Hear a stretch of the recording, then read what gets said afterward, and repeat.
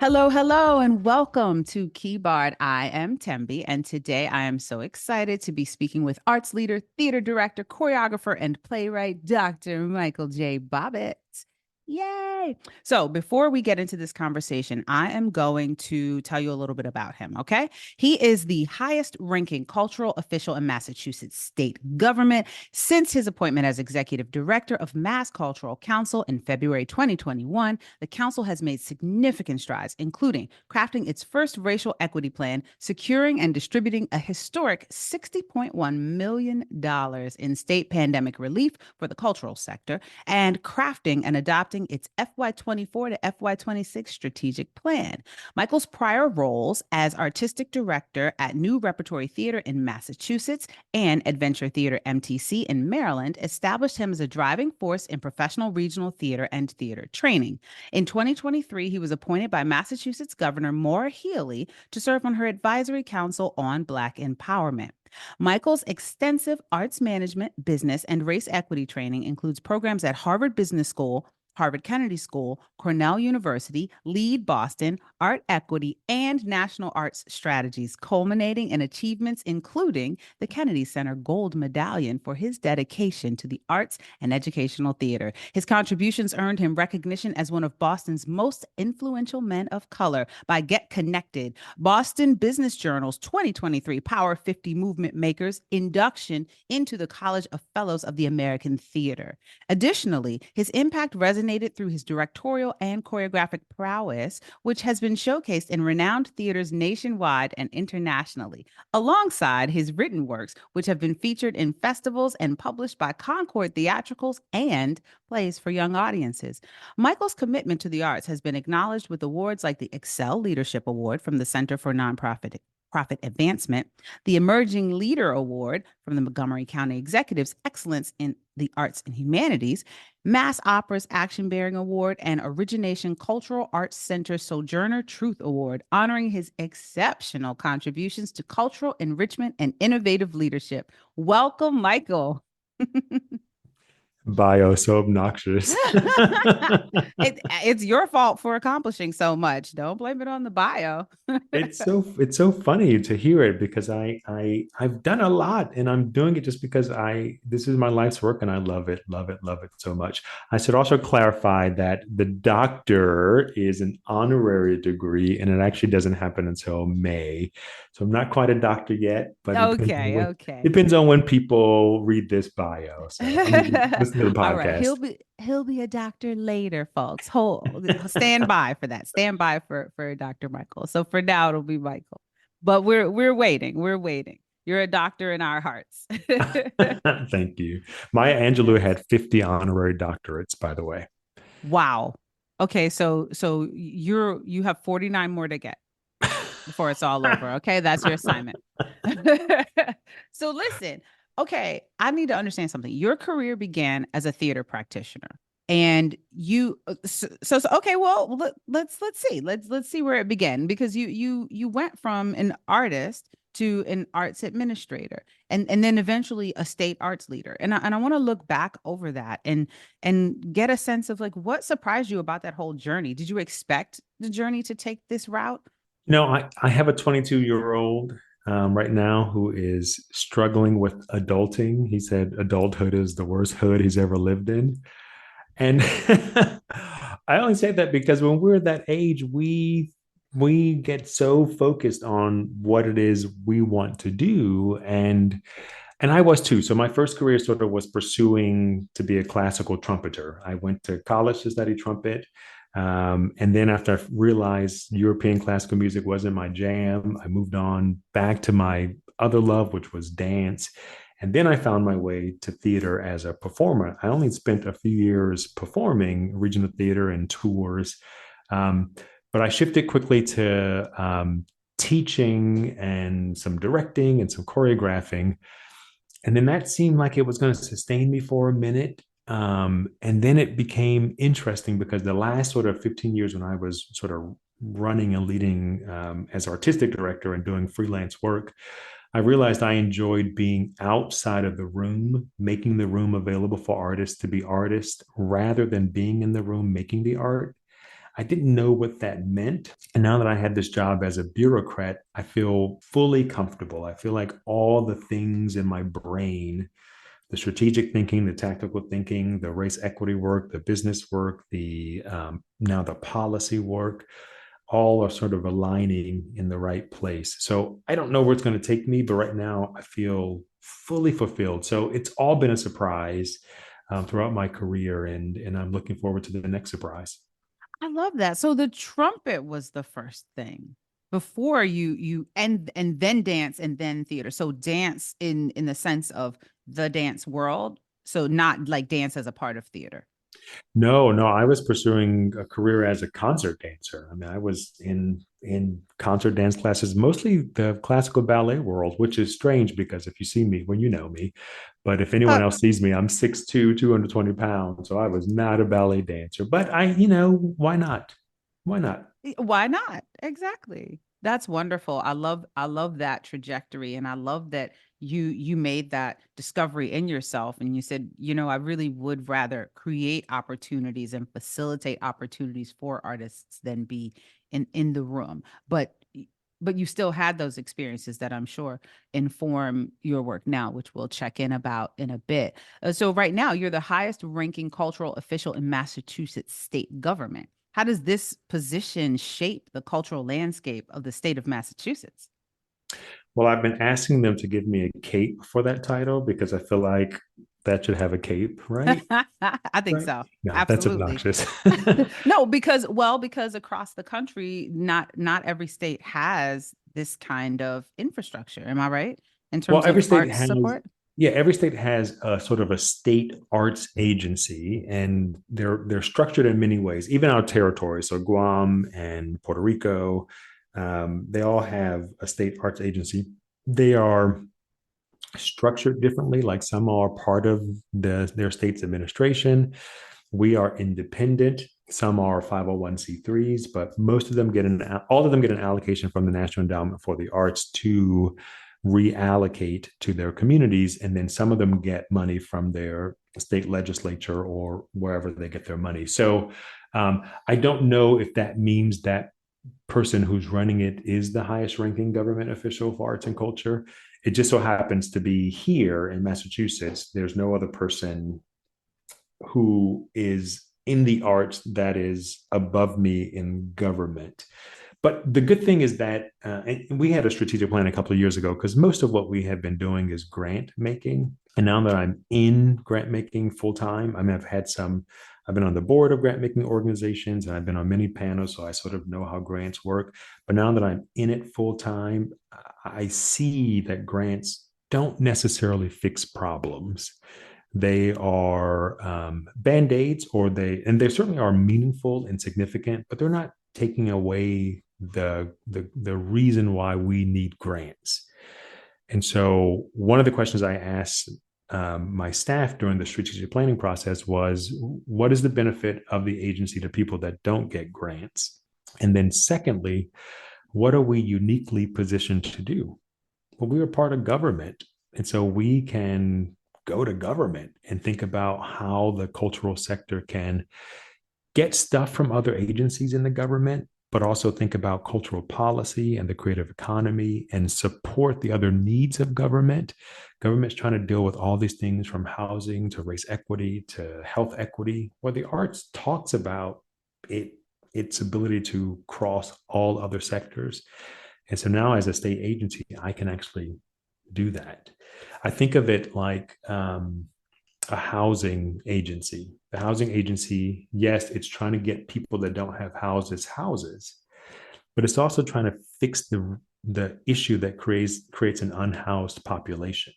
So, as a state agency supporting the creative sector, I want to get money to people in the arts that need it, but I also want to eradicate the issues that create the need for that money.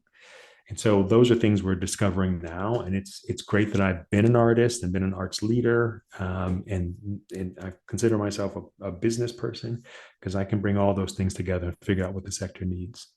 I love how you can look at a situation from a standpoint of, okay, I see what's already happening, but let me get in front of this and try to understand the bigger structural system and how we can implement change in a way that's lasting and that actually has broad impact. That's incredible. I mean, you just talked a little bit about across the country how there are different state agencies and arts councils and they might be structured differently from Massachusetts, but they all have sort of the same purpose of supporting the arts. And so I'm assuming that you have conferences and meetings and conversations with your counterparts across the country. What are the kinds of conversations that you're having? Like, what are the things that are happening across the country with regards to the arts that you all are finding in common? Yeah. So to your first point, I think one of the reasons why I think everyone should have some participation in the arts, whether it is actually making art or consuming art, because we know as directors, you get a and playwrights, you get a blank sheet of paper, and then you have to see the future and create this thing. We get a script. We have to see the future, see the final product, and then bring all these things together to fix that. It's just a series of problem solving. So that's what we've learned as artists. So that's kind of what I feel like my job is as a director of a state agency. Across the country, there's all kinds of conversations. Our sector is really struggling. I just went to a convening the other day, and we learned that the finances of organizations are contributing are now 70% of their budgets are now contributed revenue. And it used to be more like 30, 40, 50, and now it's up to 70. And so the sector is in the business of fundraising much more than it is in the business of making art. And so that's a problem. Trying to think about the systems issues that have created the problem. I think, we're graduating people with degrees from art school with very little business acumen and no civics acumen. And so we as a sector tend to self segregate from all the other sectors out there because maybe we don't speak their language because we weren't trained in that. All these kids leaving college with all this debt and they don't know how to price their work or negotiate a contract or do their personal finances. We reject capitalism as a notion because we are artists, but we're also broke. And so we need to think like capitalists and make money. There is issues with tenured artistic directors that are in positions forever and ever and ever and ever and ever. And then we wonder why our audiences aren't growing. Well, one person's aesthetic is the aesthetic of that organization for dozens and dozens of years. We are a very conservative sector, which I think is probably a controversial thing to say, but we don't necessarily change programming. We really don't change our business models, even when we know they don't work. How many years have we been talking about subscriptions not working, and yet we still use them? We haven't investigated any other patron loyalty program out there. We even kick our subscribers out at the end of each season. I don't get kicked out of Netflix and Hulu. It doesn't. So all these sort of things, the way we do finances, the way we're very conservative, and I defy anyone to argue with me on that. We may innovate in some programming, but the reliance on revivals in all art forms is a sense of conservatism. And so that's part of the conversation. We're also talking about the fact that our sector is not very organized when it comes to advocacy and lobbying. We are $1 trillion industry in this country, bigger than agriculture and utilities, and in some cases, retail and education. And we're not organized. So there's very little cultural policy out there to support us and to regulate us, which I think needs to happen. Not the art, but the way we do business. And so, what does that look like if we were more organized? We were organized like the health sector or the tech sector or even the gun lobby. They are extremely organized. And look at what they get.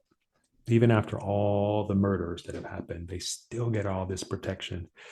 So those are some of the conversations. Then some tactical things like panels and race equity. We have some agencies that can't even use the word equity in their grant programming. So it's a number of things. And in all of these conversations that are happening, are you seeing any sense of resolution to move forward and move toward organizing and or change in any way in the sector, or do you feel like it's just right now it's just in the conversation phase? At the risk of my colleagues getting mad at me, I'll just say it. I don't see a lot of change. Again, we're a very conservative sector, even though we want to think of ourselves as liberal and radical thinkers and innovative. We don't do it a lot.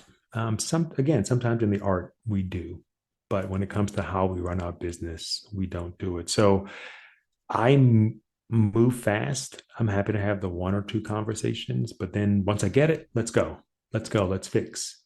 And so I'm probably out there as a change agent and radical thinker, and I'm hoping that I can inspire others to do this. We talk about the benefits of arts and culture to the health community, and when I go to health summits and conferences and convenings, I don't see anyone from the art sector in those rooms. Same thing with education. We talk about the benefit of arts and education. And yet I go to these meetings and conferences and there's no one from education. There's no one from the arts in the education room. When the school board cuts arts programming from the budget and from the schools, then we act, but we aren't at the town hall meeting and the school board meeting when they're thinking about it. And so when they make the cut, there's no one there to defend it. And so it seems like no one cares. Someone the other day said to me, they just don't get us. They don't like us. They're not supporting us. And I'm like, they don't know you. They don't know us, boo, because we spend all of our time in the rehearsal rooms and in our desks. It's that joke when you ask Americans what they think of Canadians, and their response is they don't. That's kind of what I'm experiencing as I'm going around the state talking about the sector. Like they don't think about us because they don't know us because we haven't made ourselves available to be known. Okay, but the you talked about being in the rehearsal room and not being in the conversations where people can understand more about the sector and just its impact on the other sectors in our society and become more integrated with what's going on in the rest of society. What do you think about this sort of tendency of arts organizations to even feel like they have to have this year-round programming machine to where the workers they have no other choice but to always be in the rehearsal room because you're working on a show and then there's another show in pre-production and then there's another show like it's just going around and around. Do you think that there's a way that arts organizations and artists and arts collectives can kind of slow that down so that they even have the time and the wherewithal to advocate and connect? This is what I mean by being very conservative because there are answers out there, and it means that you have to do something differently and investigate the things you're doing and see if they work. We double down on the things we know. I was in a conversation recently where we're like, we have to find new ways to capitalize our organization. And the conversation shifted to doubling down on fundraising. And I was like, that's not the solution. Doubling down on more programming is not the solution. It's like a hamster wheel. Like we're just spinning our wheels doing the same thing and expecting a different result. And last year we had 150 theaters close across the US. That's a crisis. That is a crisis. And yet the theater community has not gotten together to say, stop everything. This is what we need to focus on, or we will not be here soon. And I was at another panel conversation, and at one point I stopped and said, "Can I just be frank for a minute? I just want to be frank. What are we doing here? Why are we complaining to each other about our problems? Clearly, we don't have the skill set to fix our problems. Maybe we need an intervention from people that work in business and work in entrepreneurship and work in venture capital. We need some help." And some person was upset at that comment and said, "We need to be together to share best practices." And I said, "But you're a broke ass theater company talking to another broke ass theater company. What best practices are you sharing?" So if we don't get off the hamster wheel and do something differently, we're going to still be in the same place in a few years. And so I'm trying to be because I was there, I was there, I did it. But I also, when I ran theaters, you saw me everywhere. I was at the Chamber of Commerce meeting in all these different places, and that's the main reason why those theater companies grew and grew rapidly, because I realized that I can't replicate what other people are doing. I got to think outside the box. And it's the same thing in grant making. I mean, grant makers tend to double down on the people that get the money. And so those people always get the same money. But if we don't change the way we do grant making, we will never reach people that don't get the money. So it's a part of my ethos and the way I think. And I wish arts organizations would double down on the things that could make a difference, the new ideas and the new changes, and investigating business models that have been broken for 50 years. Wow. It really, when it's put that plainly, it does make you wonder why hasn't the sector just overall said, let's take a pause. I mean, we were forced to take a pause a couple of years ago, and that was an interesting opportunity to make change, but we'll talk about that in a minute. I want to Well, shift we did to, oh nothing, no, go. and it was a failure. It was a Yeah. failure. We didn't know. We made no. We did a little bit of streaming, and then when we got back in space, we let go of streaming, which it could have been an amazing venture capitalist idea, but we did nothing. But then okay, we had a chance. That was literally we were forced to stop. Nobody for a good amount of time could gather in public. Now, officially, obviously people were still doing it sort of under the radar in some cases, but we had this opportunity and we didn't. So what does that say? Does that mean the sector is doomed? Is it the orchestra playing on the Titanic? What does it mean? We are very conservative. We're we'll, very, we'll very, very conservative. I we'll mean, leave it. We'll leave it. I, No, go ahead. Go ahead. when we during the pandemic, we all sort of shifted, even though we didn't think about this, we shifted to quarterly budgets where we evaluated where we were and we pivoted, just like they do in the corporate world. And then as soon as the pandemic was over, we went back to season planning, where we're trying to guess how our patrons are going to think 18 months down the road, and we collect all their money. God forbid there's a fire, a flood, or another pandemic. We've now collected all that money at a discount to the patron, even though those patrons can afford to pay full price. I mean, we just went right back to what we were doing before. We learned not much during the pandemic.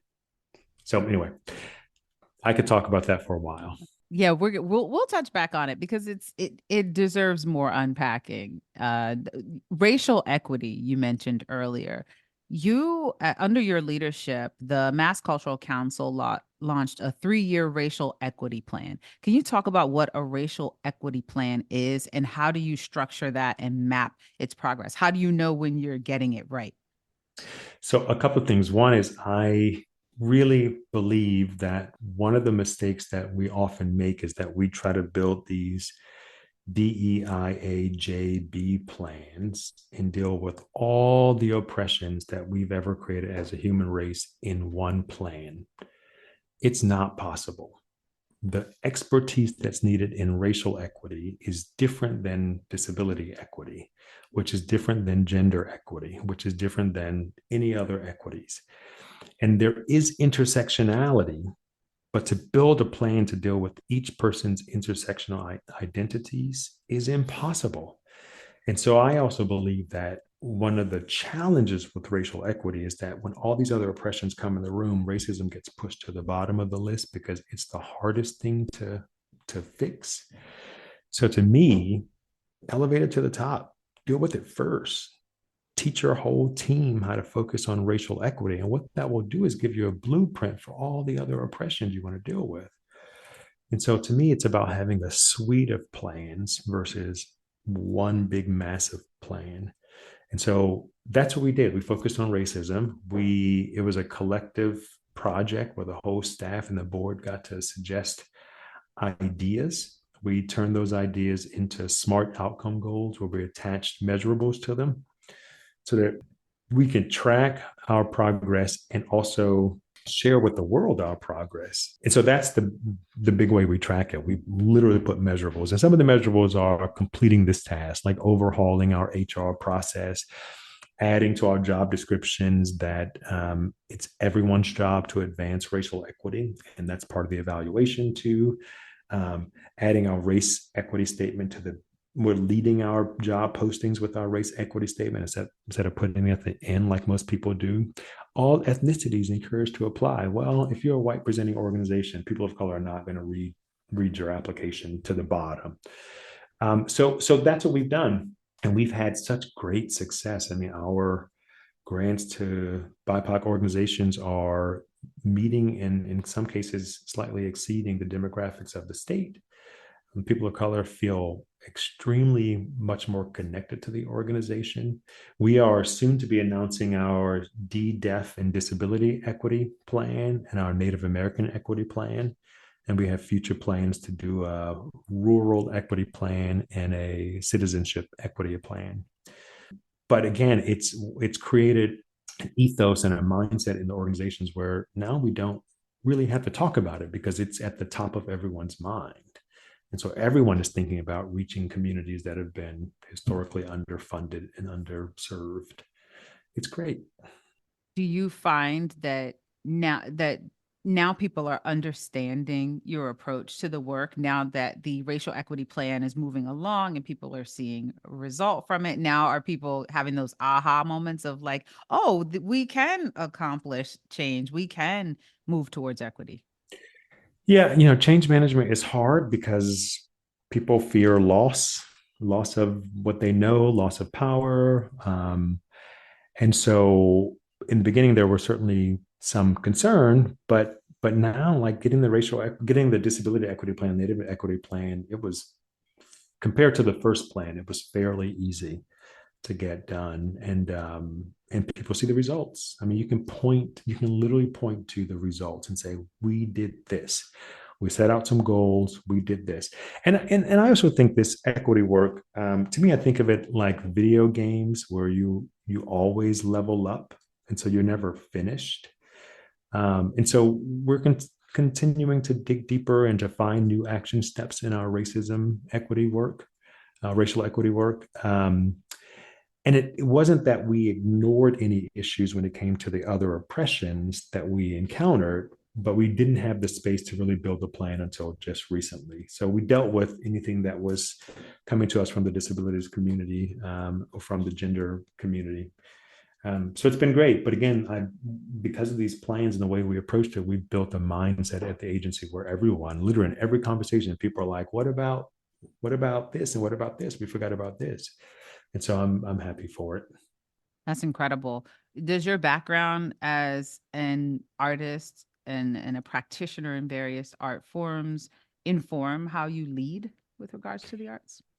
Yeah, two things. One is my background as a whole Black child from Northwest DC leads most things that I do because I think the arts saved me. Home was not a fun place. Every single adult I knew dealt with joblessness, addictions, mental health issues, incarceration. And so getting out of the house because there was so much noise there was the goal. And the place I found comfort was in the arts. It kept me out of the house as long as I could. So I got home at 6 p.m., even in elementary school, because I went to ceramics or dance after school in DC public schools. So I think about all those little Michael Bobbitts out there that have those homes like mine, and it literally inspires everything that I do. It's the main thing that pushes me forward. I think the arts part, and this is again why I think we're in the business of imagination and creativity, and that's what we should be selling primarily. That's what we should be monetizing because I'm never without ideas. And so as we're tackling big systems issues, I have 100 ideas. And if you don't like this idea, I have this idea. I have this idea. I have this idea. Or I can find a way to get a new idea. And that's to me, I mean, like, I was talking to a bunch of CEOs of big businesses recently, and I said, how many of you hire staff, they get the job, and then something is not working and you're getting mad at them because they don't have ideas about how to fix it, but you didn't vet their creativity when you were hiring them? What happens if you talked to them about creativity and imagination and ideas. And you made space and you built your culture around cultivating creativity for your staff. You brought in artists once a month to do something creative. You did team building exercises at creative organizations. You had a benefit in your benefits packet that gave them money to go experience art every year, like we do gym benefits. Let's do arts benefits. What would happen to your staff's ability to generate ideas and problem solve? I think it's I think it's buku money. I think you would be like making so much money out there. And so that's those are the two things, that being a poor black child from DC with a dysfunctional home, and secondly, just that the arts has expanded my mind to creativity. I love that answer. That's incredible. Let's talk a little bit about pandemic relief. Mass Cultural Council distributed $60.1 million in pandemic relief funding across the state of Massachusetts. In what ways have artists and arts organizations recovered from the COVID-19 challenge, or have they at all? What have you seen with regards to the funding in their recovery, and just also other aspects of recovery, if it has happened at all? I don't know. I know because the legislation that that money came with, we worked hard to make sure that we identified that the priorities were going to BIPOC communities, disability communities, rural diversity, programmatic or geographic diversity, and programmatic diversity. So, and the whole staff prioritized reaching people that have never received funding before. In fact, it was a priority point. First time grantees got priority. So we reached a whole bunch of people. And I know from a lot of people, like, and also we were thinking artistic um, diversity. So we were reaching out to the drag artists, to the tattooists, to the street artists. These people never get considered for grants. And so many of them didn't even like want to apply, and we had to like go back to them, and I was like harassing them. I was at the balls and at the clubs at night going, you need to apply. You need to apply. It's only going to take 10 minutes. We redesigned the program so that it's easy for you. Please apply. Please apply. And so when they got those grants, this overwhelming feeling of success and validation for the work they were doing came about. So I think that to me is the biggest excitement. There were organizations too. We did a lot of outreach to organizations, small. The legislation also didn't prioritize nonprofits, and we have a lot of for profits that are not profiting, but also don't have access to other state support in sort of the way economic development supports small businesses. Often those organizations aren't included in those grant portfolios. We also know that a lot of immigrants come here and they're coming from countries that don't have a nonprofit practice. So they create for profits. So we were able to support a whole lot of new organizations. So to me, it was about this someone sees us, someone feels us. So the validation of that. The other thing I would say is that we learned that the sector is way larger than it is. And so it helped me to really push us towards this strategic plan, because we just don't have enough money to support everyone else. But if I can support you by integrating you into other state agencies, there might be other fee for services or contracts or grants that they have. Um, I, some of the numbers that we're seeing show that the arts organizations are getting closer to pandemic level audiences, a little bit under, but the cost of doing business has increased, partly because of diversity. People are really zeroing in on the benefits of having diverse people, but that most of that created more expense and not a lot of new incomes. I still think we have a lot of work to do in changing our business models. Um, and so that's my next phase, is trying to get them a little bit more business savvy so that they can feel um, knowledgeable in trying new things. And there's no risk capital money out there, and that's going to be the big fear part for them. But we still have a lot of work to do to recover from the pandemic. You are many things. You are also an educator. In that realm of your life, what are the kinds of conversations that you're having with students and folks who are emerging in the field? It's the same conversation that we have to radically reimagine everything we've done in the arts sector. We can't think of anything that we've done before as a sacred cow that cannot be relooked at and reused. It is drastically different in any other sector. They're always thinking about the future and how to pivot and readjust and adjust their business models. But we conservative sector. So that's what I'm talking to students about. Like, this is your sector in a few years, like 5, 10, 15 years. You're going to be the leaders. Are you going to perpetuate the stuff that you know right now is creating financial stress and a devaluation of our sector? You're learning in school, because our curriculums are also dated. You're learning in school that this is the way we do marketing, this is the way we manage boards, this is the way we do governance.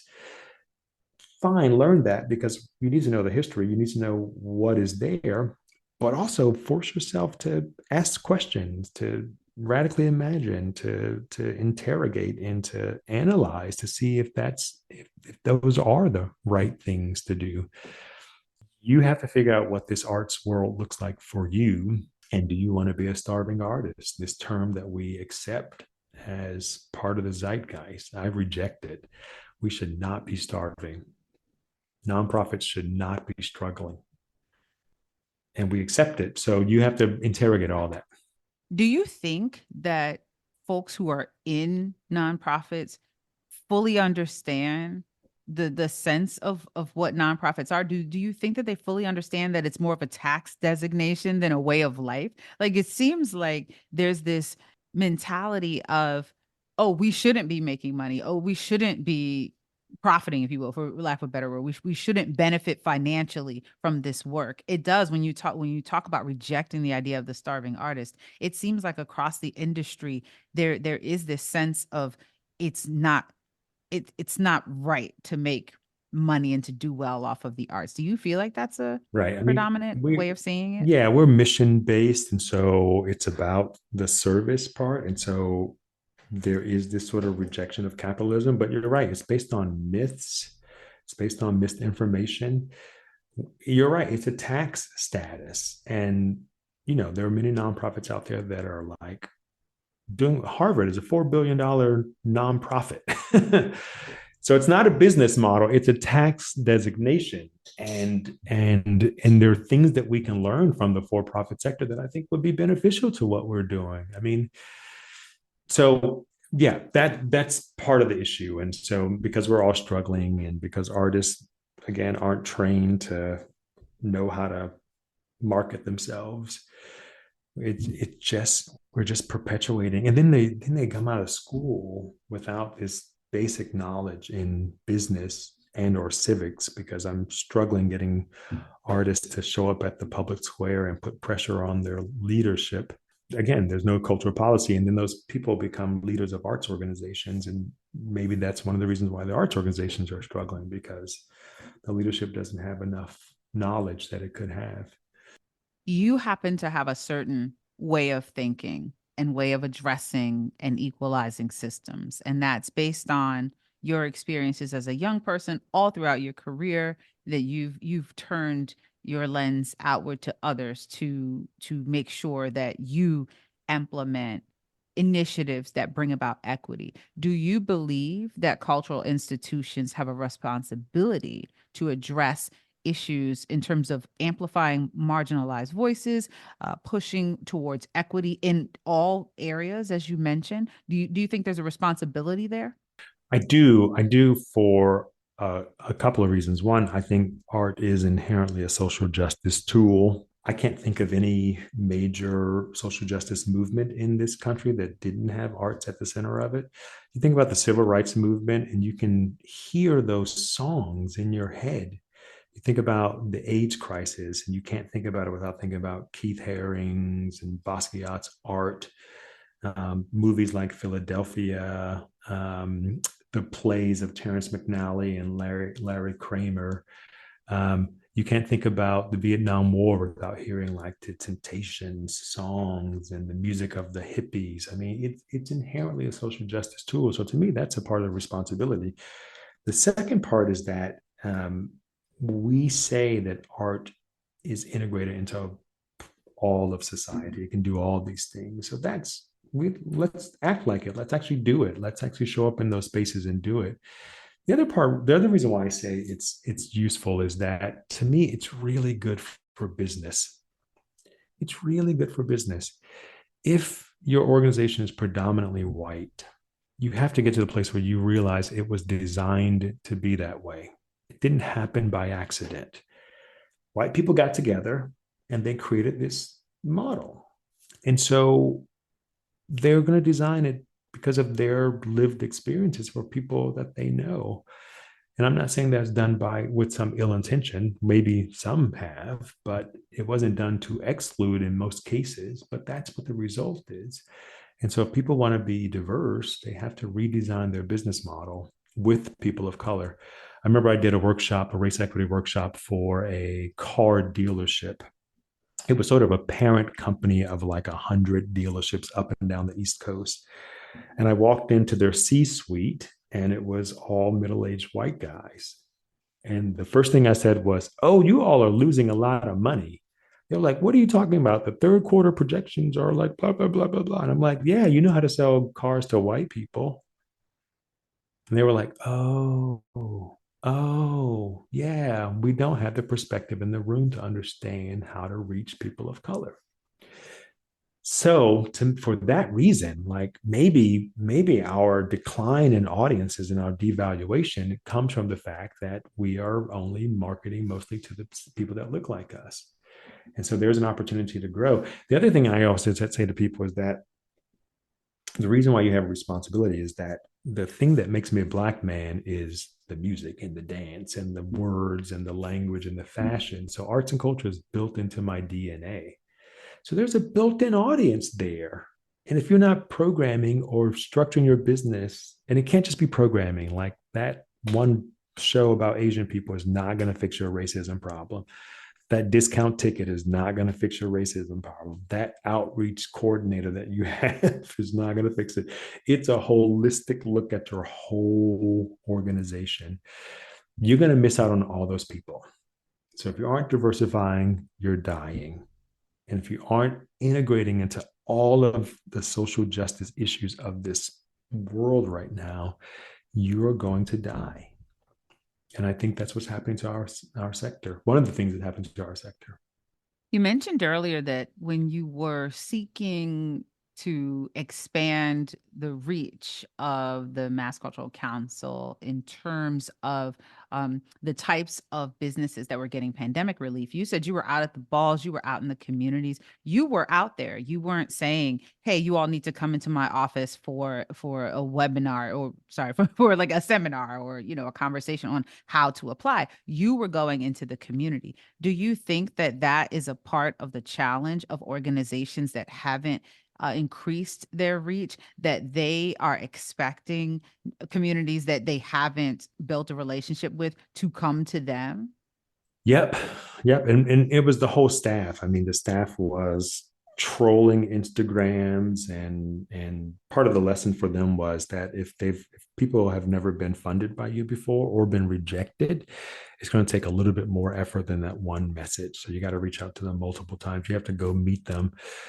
My husband used to get mad at me because whenever we were running around town, if I saw an artist on the corner, I would like run over to him and give them a card. And he would go, "We have to go. We have reservations." I'm like, "But there's an artist that needs money." So it takes that kind of work. And I think one of our, the way I describe it is that I know Black people that will count the faces of people of color in the catalog and brochure before they will decide whether or not they're going to participate in your organization or even consider you. I know when Steve says, "Let's go to blah, blah, blah town," the first thing I do is get online and look up racism in blah, blah, blah town. And so you got to meet them. You got to go to them. You got to figure out what they need and what they want to see. And you got to make them feel like they're part of your community before they will really engage. And so it's more effort, but that's where your potential growth is. Honestly, Mm-hmm. our friend Joy Zinneman taught me that when she started doing black shows, she went to the churches. I mean, she was running She around, went where people were. she went where they were. Mm-hmm. Mm-hmm. Yeah, I mean, okay, so we were talking about sort of the human connection and bringing people into the fold in that way. Now I want to talk about technology. What right now is the current role of technology in the Massachusetts cultural sector, and how do you see technology expanding in the field over the next few years? Particularly, I'm interested in virtual art spaces. We touched a little bit on that in terms of as a response to the pandemic, but now I'd like to hear about what are original ideas that are coming out not as a way to get around not being able to meet in person, but as a way of expanding our ability to engage with each other across geographical distance. It's everything. One, when we make advances in technology, we usually don't go back as a society. So nobody's out there using 8 tracks and CDs and cassette tapes. So we have to go with the flow. And because we're a very conservative sector, we're usually the last sector to incorporate. We fought websites. We were like, no, we're going to keep printing brochures. We fought social media, and it took forever for us to come around to that. We fought video marketing. Remember all the struggle we got to get equity in the unions to let us do video clips of the shows? And the same thing with streaming. Like, to me, the example, and part of my success and part of what I've been pontificating about, is let's look at examples outside of the sector. We tend to look for answers inside the sector. And I still think I struggle with the term best practices because I don't think they've been scientifically beta tested. I think they're generally accepted practices and typically come from the well funded, resourced organizations that we look to for examples. I like to look outside of the sector. So when I think of patron loyalty programs, when I'm trying to rethink about subscriptions, I go to like the airlines and the hotels and the coffee shops and the ice cream parlors and the Netflixes. They've built patron loyalty programs that expand their audiences, not maintain. And what we do is try to maintain. It's a retention tool versus an expansion tool. So for me, technology, when I think about technology, there are so many examples out there where streaming has been a great benefit. The sports sector, when they started streaming into people's homes, the zeitgeist of sports grew. There's a reason why Friday night football is a big thing, or like the Super Bowl is this huge, huge thing. And what I liked about it is that they didn't go at it from trying to recreate the live experience in people's homes. They designed a whole new thing, right? So when you watch a game, there's instant replay, there's colorful commentary, there's people drawing on the screen, there are data scrolls, there are bio pop-ups. There's so much more content and interaction. It becomes super visceral. What would happen if we thought about that when we were trying to bring the live aspect of the arts into people's homes? Everyone has a front row seat, but what would happen if, like, we saw a concert, a symphony orchestra, but we are now popping up bios about the players. We are cutting to the rehearsal. We are, I mean, there's so many opportunities. And I think that's where the investment could be. There's a magic in that moment between the digital and the live world that we just haven't even explored yet. What would happen if we put drones above the theater stage so we could see what was happening at the top? What would happen if the costumes included a little button camera so you can actually see the other person? I mean, it's endless. And if we don't, and it's not going to change the fact that some people want to come to the theater and see it in person. That, I think, it's only going to enhance that. But that's what audiences are doing in every other form of entertainment, except in our live theater stuff, our live performing arts stuff. You said that if organizations don't embrace this forward motion that other sectors are embracing, and just by the nature of technology, that we're moving forward and not backward, that they're going to die. Mhm. And I mean, it makes me think about a mine. like a coal mine being in a situation where, okay, we're moving on to different types of energy and the coal mine's going to be closing soon. And people just being like, nope, I'm committed. I want to do this. And just not looking at the bigger picture and realizing that, a part of why audiences are not showing up is because you're not presenting them something that they're interested in, because people are going to move toward what they're interested in. They're going to spend money on what they're interested in. We know that. But you're worried, you're keeping something static and being like, well, I'm doing this same revival of this same piece from, 50 years past that was created in a whole different time with a whole different sort of worldview. Why isn't anybody coming to see it? And it's like, because everybody else has moved on. Yeah, you're double downing on the thing that is contributing to your losses. It's the most bizarre thing. And I mean, the good thing about adventure theater, and I learned so much from that, is that I didn't have a subscriber base. My audience is aged out in 3 years. So Wow.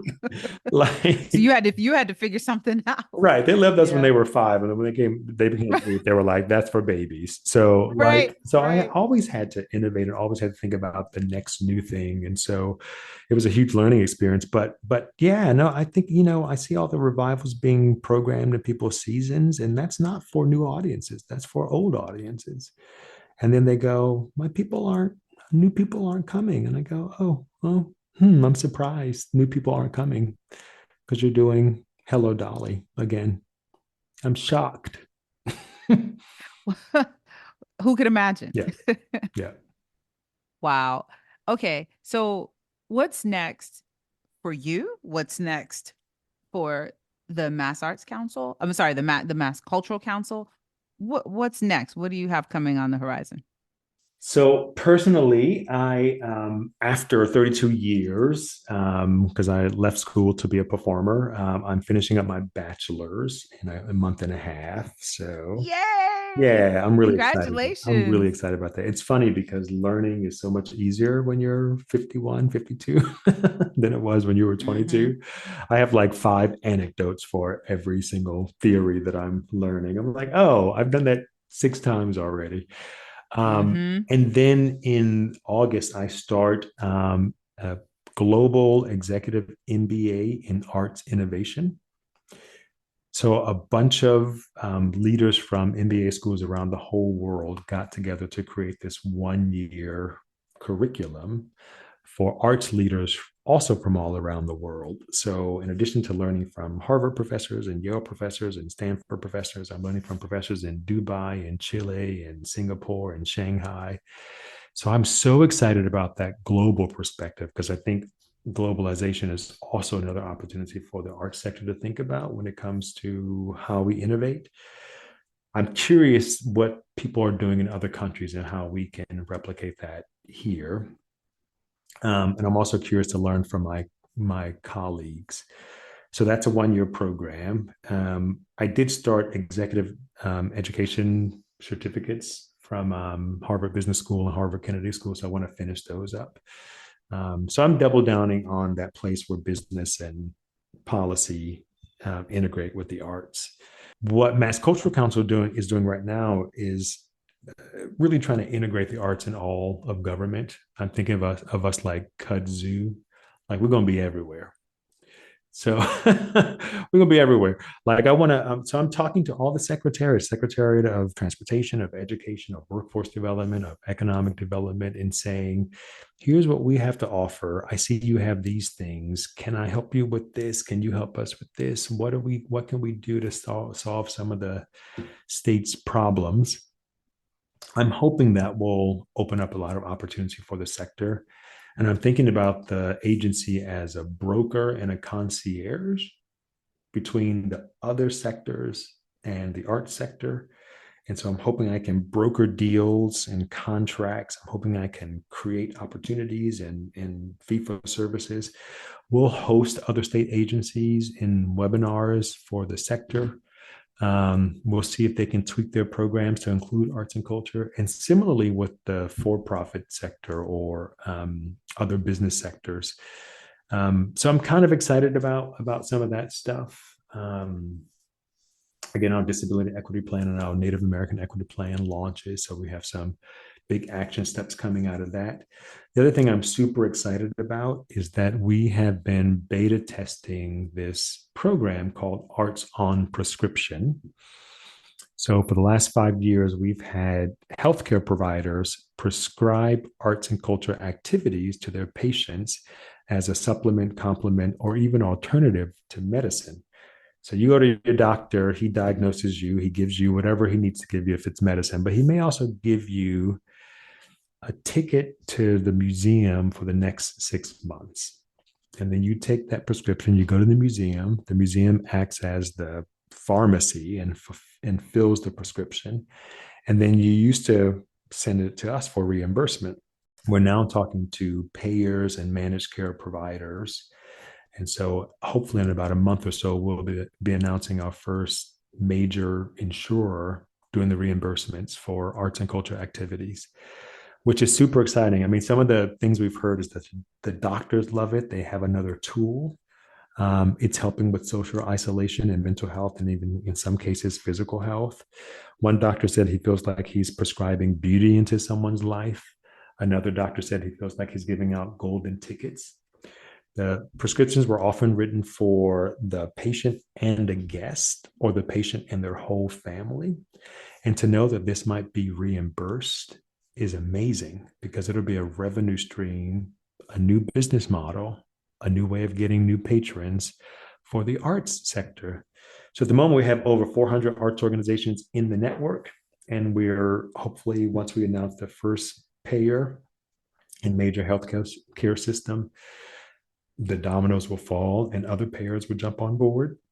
We're also hearing from social workers and school counselors and housing authorities and even the gaming commission to help with gambling addiction. So I think this arts on prescription thing could be a zeitgeist level idea that I think will spread throughout the whole country. But it's starting in Massachusetts. I love that so much. And something that is so significant about what you're talking about. And I've heard of this being coined as social prescribing with some work that's been going on in the UK. And this sounds very similar to that. That's where we got the idea from. So social prescribing is the umbrella. And then Mm-hmm. under that is we've been really fine tuning arts on prescription, but there's parks on prescription, there's food prescriptions, there's all kinds of other social prescribing. But I no love one's that. ever pursued, yeah, no one's ever pursued the idea of getting insurers to cover the cost. And they're doing it with yoga and Reiki and acupuncture. So it's not and they may make a lot of money from it too. Well, yeah, I mean that's what I'm getting at. It's like this idea of, yeah, any you can think of anything. Wow, wouldn't it be nice if, right? In our sector. And sure, there may be great ideas of what's possible with the arts, but what you're doing is you are reaching out specifically to insurers. You're thinking of the solution from a financial standpoint and making sure that it gets paid for, because that's always the question when you talked about doubling down on fundraising, and you're saying, hey, we can get this underwritten. We have to be creative and thoughtful and expansive about where the money comes from, which I think is that key piece that's missing from a lot of these conversations where people are like, oh yeah, it would be great if we could do XYZ, but oh well, the money's not there. And then it's just like it Yep. goes back into that circle of despair. Yeah, it's the social determinants of health. We have identified what they are, but now we need solutions. And here's a tool that uses assets that we already have. So we're not necessarily reinventing stuff. We're just putting this with this. It's going to require people to validate anecdotal data as much as they validate numerical data or analytical data, because someone's saying they feel better because they went to a museum, or they feel better because they got their food covered by their insurance, or they feel better because they went to the park, or even things like prescribing financial knowledge classes, because so many people feel sick because they're stressed about their finances. So if I can prescribe for you to go take a finance class, and that may help you to will do whatever. So I think if we can scale this to the point where decision makers pay attention to it, I think we can see this becoming a tool for lots of things. Absolutely incredible. Michael, this has been an excellent conversation. I always love talking to you. You are so full of two important things: ideas and action. You get things done. And I love that so much about you. And I'm so glad you chose to take a little time to talk to me about it. I love you too. I love our long history, long, long, long history from when I played your grandma in Little Red Riding That's Hood. right. That's right. That's right. Little Red. Oh my gosh. Such a meaningful relationship to me. And so I want to know everything you're doing next. We're gonna have to bring you back on so you can tell us what you're up to. You're stuck with us. It's happening. It's moving forward. Congrats to you on the podcast too. Thank you. Till next time. Keyboard is produced, written, and hosted by Thembi Duncan. Theme music by Psycho Sid.